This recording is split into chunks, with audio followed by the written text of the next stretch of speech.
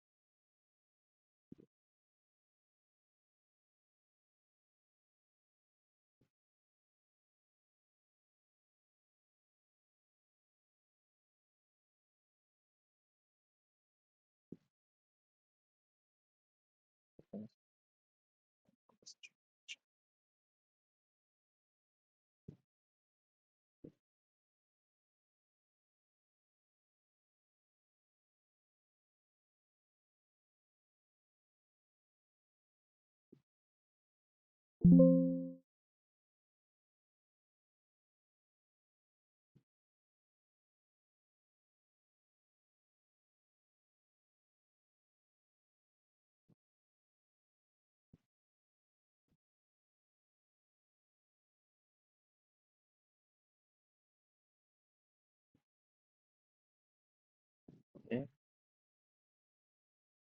selanjutnya kita akan melakukan memasang alamat IP pada PC 0 dan PC 1.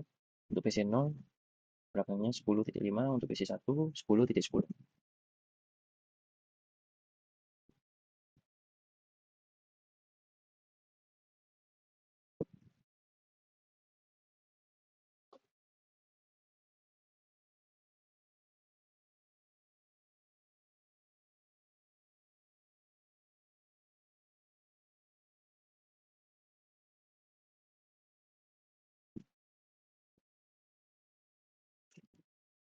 Alamat IP sudah terpasang pada masing-masing PC.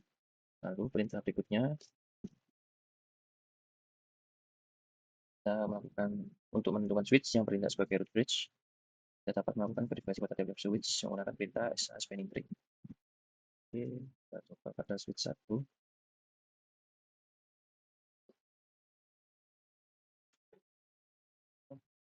SA.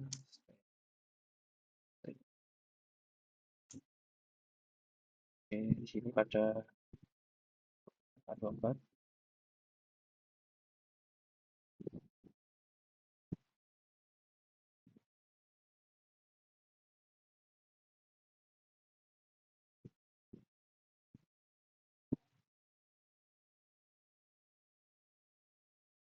Pada hasil perintah ini, saya melihat bagian interface port yang berstatus blocking, biasanya ditandai dengan role alternate atau LTN, dan status block.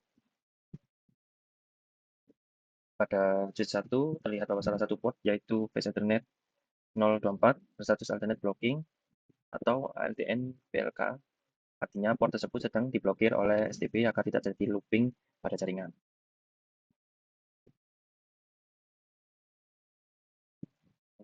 Ini hasil perintah yang dilakukan terblokir.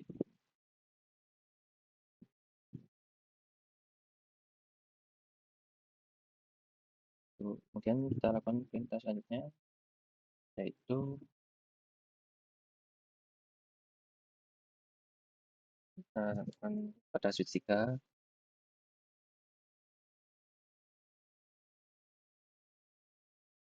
Ya, bisa. Span 3.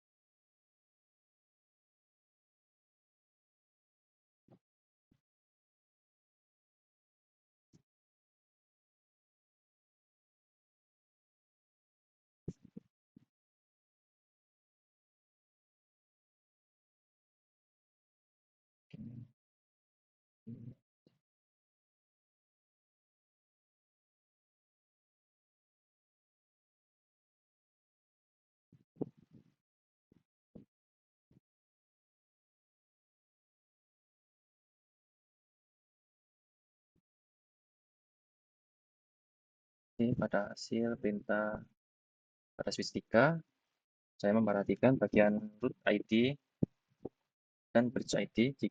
Jika nilai root ID dan bridge ID berbeda, maka switch ini bukan root bridge atau disebut sebagai non-root bridge. Pada switch 3 ini terlihat bahwa nilai root ID berbeda dengan bridge ID, sehingga dapat disimpulkan bahwa switch 3 berperan sebagai non-root bridge. Oke, selanjutnya kita lakukan pada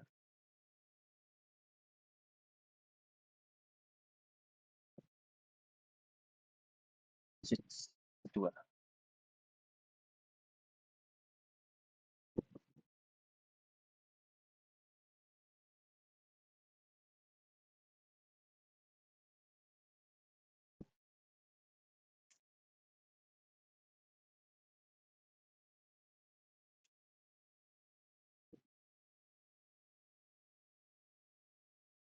Oke, ini hasilnya juga sama seperti switch 3. Kita lihat switch 0.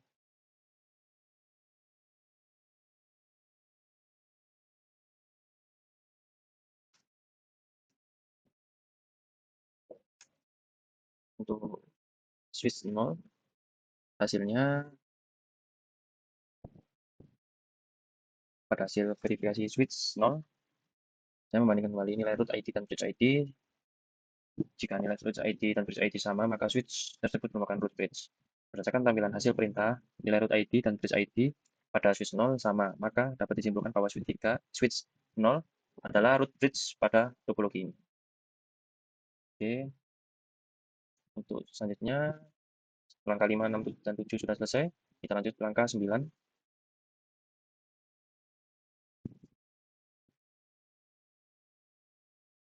Oke, di sini perintahnya kita melakukan perintah ping pada dari PC0 ke PC1. Kita lakukan ping.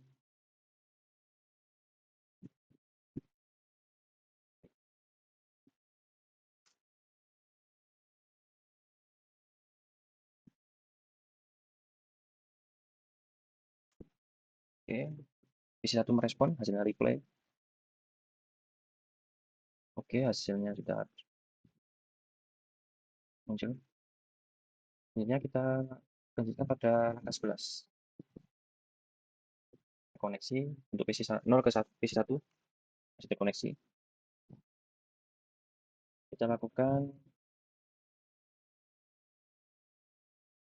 kita memutus koneksi dari switch yang tidak terblokir. Kita diputus.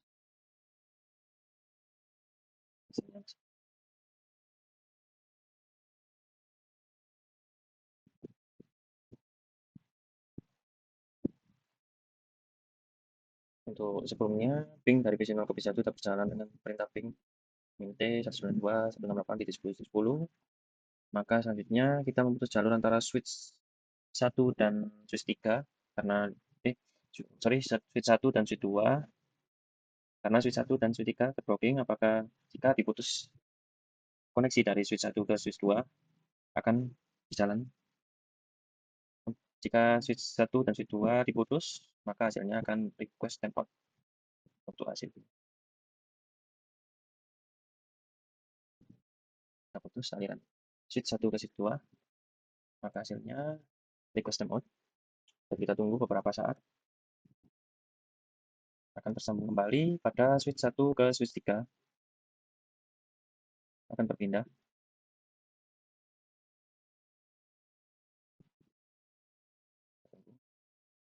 Nah, terkoneksi kembali dan hasilnya replay. Dengan demikian, walaupun jalur utama antara switch 1 dan switch 2 terputus, jaringan tetap dapat berfungsi karena spanning tree protokol menyediakan jalur cadangan. Untuk kesimpulannya, koneksi antar PC sempat mengalami gangguan sementara, tetapi kemudian kembali normal setelah STP mengaktifkan jalur alternatif. Hal ini membuktikan bahwa STP bekerja dengan baik dalam menjaga reliabilitas dan ketersediaan jaringan. Oke, sekian dari saya. Mohon maaf apabila ada kesalahan dalam melakukan praktikum atau kekeliruan. Terima kasih. Wassalamualaikum warahmatullahi wabarakatuh.